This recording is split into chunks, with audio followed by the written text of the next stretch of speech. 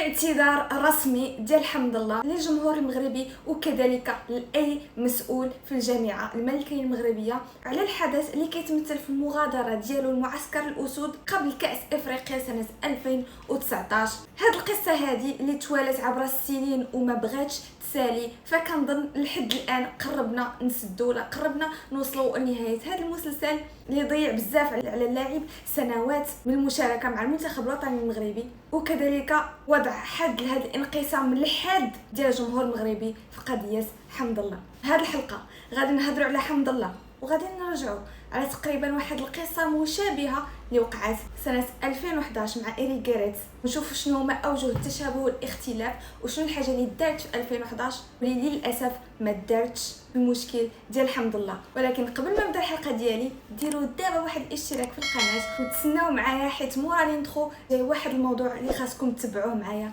من الاول حتى الاخر. ودابا يلا نبداو. Morocco are ahead. The crowd buzzes. They remember. طاهر، كرة طويلة من طاهر، يا سلام يا سلام، هذا هو الهدف الأول، يا سلام. كبيرة في تسكيت الوصول والرأسية للمغرب.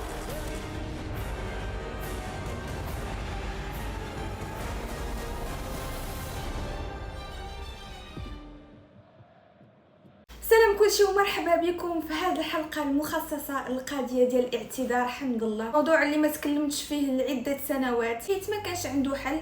شنو ما كانت الهضره اللي غادي تقال، حتى شي واحد ما غادي يحاول يقنع شي واحد بالافكار ديالو ولا بلا كونفيكسيون ديالو في هذا الموضوع هذا اللي كان موضوع حساس واللي بقى مع لا فيدراسيون رويال ماروكين ديال كره القدم لمده سنوات. ودابا نبداو بالتصريح ولا بالاعتذار الرسمي ديال حمد الله اللي داز البارح مع ام بي سي اكشن. كان مفروض ما أسوي هذا الغلط حقيقة، لكن أعتقد في تلك اللحظة يعني سويت هذا الغلط عن دون قصد. لم أفكر يعني على عواقبه، وبالعكس أنا أخذت عواقب يعني بالنسبة لي أنا كلاعب كرة قدم وخيمة أنه تبعد من المنتخب 3 سنوات، فهذا في حد ذاته عقاب لذلك الخطأ. لكن كما قلت في أول مرة يعني شكرت الجمهور المغربي على وقفتهم معايا، أبغى أعتذر لهم مرة أخرى واعتذر لاي مسؤول على هذا الخطا اللي سويته. قبل ما نوقفوا ونهضروا على هذا التصريح هذا وعلاش دابا وشنو هما الحاجات اللي كنا خاصنا نيفيتيوها من شحال هذه، وكذلك واش هادشي كيعني على ان غادي تكون العوده الرسميه ديال حمد الله في كاس العالم ولا لا، يلا نرجعوا 11 سنه للوراء ونمشيو اليوم 2 يونيو، يومين باقي على الماتش اللي كيجمع بين المغرب والجزائر في مراكش، واللي الاغلبيه ديالكم فيكم غيكونوا عاقلين عليه، واللي سالا ب4-0. الاهداف اللي تسجلوا باسامه سعيدي، مروان الشماخ وكذلك يوسف حجي في شباك مبولحي. شنو طرا في هذه القصه؟ نهار 2 يونيو عادل تعراب فهو عرف على انه ما كانش غادي يكون تيتولير في هذا الماتش هذا. شنو دار؟ هز ساكو ومشى، ما يعطي حتى شي تفسير لا المدرب المنتخب الوطني المغربي ديك الساعه إيريك غاريتس ولا صحابه. ولحسن الحظ ان المباراه سالت ب4-0، وهذا هو كان التعليق ديال إيريك غاريتس وراء هذا الماتش. Et d'un joueur qui ne mérite pas d'être ici. Et j'espère qu'il a vu le match. من وراء هذه القصه هذه فتقريبا ما فاتتش 10 ايام، نهار 14 يونيو 10 ايام من مورا الماتش ديال المغرب والجزائر، خرج عادل تعربت في لقاء تلفزي اللي قال عبد الرزاق حمد الله، فهو تقريبا نفس التصريح ديال عادل تعربت في برنامج الماتش. Je pense que c'est vrai qu'aujourd'hui j'ai fait une grave erreur. Maintenant moi je suis prêt à l'assumer. Mais bon, moi le seul truc aujourd'hui, voilà, je suis ici, c'est juste, je veux juste dire que voilà, moi auprès des supporters, je vais m'excuser parce que j'ai jamais attendu que ça allait, j'ai cru que ça allait en arriver là, auprès de la fédération puisqu'ils m'ont toujours soutenu, et puis même auprès du staff et des kinés, de tout l'entourage et des joueurs, de mes coéquipiers, parce que pour moi je les ai lâchés. Ouais. Malgré que ils ont fait un super match, je vais m'excuser auprès de cela. Après les conséquences de l'équipe nationale, s'ils m'appellent plus et tout, je suis prêt à les assumer, ça c'est pas un problème. Parce que puisque moi je joue en Europe, après mon pays c'est sûr qu'il va me manquer, mais même si je serais plus appelé à l'équipe nationale, je supporterai toujours le Maroc.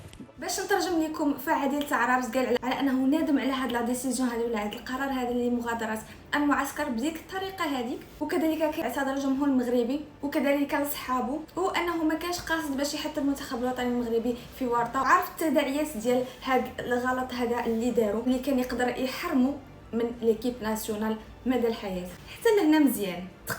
تقريبا نفس الموضوع، واخا ما عارفينش الكواليس ديال شنو طرا مع عبد الرزاق حمد الله، واخا ما بغيتش نرجعوا للماضي، ولكن الا جينا نقارنوا بين الحدثين ولا بين هاد الموضوعين بجوج، حاجه واحده اللي تفوق فيها عادل تعربت واللي طوات هاد الصفحه وكان الرجوع ديالو من بعد تقريبا 3 ديال الاشهر، يعني على ان من وراء الحدث 10 ايام تم الاعتذار في برنامج تلفزي لكاع المغاربه وعلى داكشي اللي قال، وقال على انه ندمان على داكشي اللي دار وما كانش القصد ديالو بشي حاجه خايبه، وتطوات الصفحه. الحاجه اللي ما كانتش الحمد لله فهو السلوك اللي دار من مورا ما غادر المعسكر، اللي حط المنتخب الوطني المغربي في ورطه، وكانوا راسوا الكافر على انهم باش يسجلوا لاعب اخر، حيت حمد الله تعرض للاصابه، وديك الساعه خرج حمد الله كيتريني زعما راني ما عندي لا اصابه لا والو. وكذلك حمد الله مشى لسنوات عديده مع الموجه. دابا نخليو هادشي اللي كان من الماضي، دابا نهضروا على شكون اللي لقى حل لهذا الموضوع هذا حاليا. شخصيا فكنظن على ان اول ما قدم يد المساعده الحمد لله بعد ما كان 3 سنين خارج المنتخب الوطني المغربي، وتا شي مدرب ما حاول يتواصل معاه مورا هادشي اللي كان طرا. وليد الركراكي من اول ما خدا المنتخب الوطني المغربي وهضر على حمد الله وقال على اني انا اللي كناخذ لا ديسيجن، انا اللي كنتاخذ القرار في الاسماء اللي غادي ناخذ، الحمد لله الا كان بيرفورمون فغادي نجيبو وحتى شي واحد ما غادي يمنعني من هادشي. قال على انه هو اول مدرب هز التليفون وهضر مع حمد الله في الاول باش يسول عليه، وقال على اننا غادي نطويو هاد الصفحه هادي وغادي نبداو صفحه جديده. عليق من حمد الله من بعد ديال فاش قال ايش قال تقلبات عاوتاني الموازين، خرج عاوتاني وليد الركراكي عقب على الموضوع، باين انه ما فرحش بداك التعليق هذاك اللي قال، خصوصا على انه هو اللي مد يد المساعده ولا مد اليد ديالو الحمد لله. وكان في ديك ليميسيون ديال ماتش 8 2011 فهضر وليد الركراكي في ديك ليميسيون، هضر مباشره مع تعربت وقال بالحرف وليد الركراكي على انه كذلك فاش كان لاعب جاتو بزاف ديال المرات قال مع راسو على انه ما غاديش مابقاش باغي يرجع يلعب مع المنتخب الوطني المغربي، وعلى ان هاد اللقطات كيطرا المجموعه من اللاعبين في المسار الدولي ديالهم. شفنا كذلك من غير تعربت المشاكل اللي طرات مع ديرار، شفنا مع زياش اللي كان عنده مشاكل مع غونر، اللي كانت هو عنده مشاكل مع خليل لوزيتش، يقولوا عليه سي ان جوور دو كاركتير. ولكن الحاجه المزيانه اليوم فان حمد الله اعتذر، واخبار اللي كتقول على ان هذا الاعتذار جاء من مورا ما حمد الله هز التليفون وهضر مع والد الركراكي شخصيا، وقال على انه هو مستعد على انه يضحي، وكذلك ما عندوش مشكل لا ما لعبش كاساسي في المباريات، ومستعد على انه يكون في الدكه ديال البدلاء، وعبر لي على الامتنان ديالو وكذلك على الرغبه ديالو في تمثيل المنتخب الوطني المغربي في المونديال. نظن على ان وليد الركراكي من المدربين القلال اللي غادي يقدروا يفهموا الوضعيه ديال حمد الله انذاك، وكما قال في التصريح ديالو سابقا وليد الركراكي اول ما كتطلب السماحه وكتكون نادم على داكشي اللي درتي فصافي كندوزو النيكست ستيب وكندورو الصفحه. وكنظن على ان هاد اللقطه هادي ولا هاد الحدث هذا وهاد اللحظه مع حمد الله فهي وصلت البارح مع الاعتذار الرسمي اللي قدم للمسؤولين وكذلك للمغاربه. واش هادشي كيعني على ان حمد الله غادي يكون واجد في المونديال؟ حتى شي حاجه ما رسميه، حتى شي حاجه ما كتضمن على انه غادي يكون واجد في المونديال، ولكن الاشارات اللي كاينه حاليا خصوصا مع التواصل ديالو مع بن محمود، التواصل ديالو مع الركراكي، فمن المنتظر يقدر يكون حاضر في المونديال. اما الحاجه اللي نقدر نقول عليها انا شخصيا كمضمونه الا ما تعيطش ليه في كاس العالم، فكنظن بنسبه كبيره حمد الله غادي يكون متواجد مع المنتخب الوطني المغربي في المسابقات الجايه في حاله ما لم يتم المناداه عليه في هذا كاس العالم، فالمنتخب الوطني المغربي فوق الجميع. ونختم الحلقه ديالي بالسؤال، واش كتظنوا مورا هذا الاعتذار هذا وكذلك مورا التواصل ما بين حمد الله بن محمود وكذلك والد الركراكي اللي هو غادي يكون المسؤول الاول والوحيد على اللاعبين اللي غادي يعيط لهم في كاس العالم، واش كتظنوا على حمد الله غادي تكون واجد في المونديال ولا لا؟ نتسنى التعاليق ديالكم والجواب ديالكم، ودابا نقول لكم سلامه.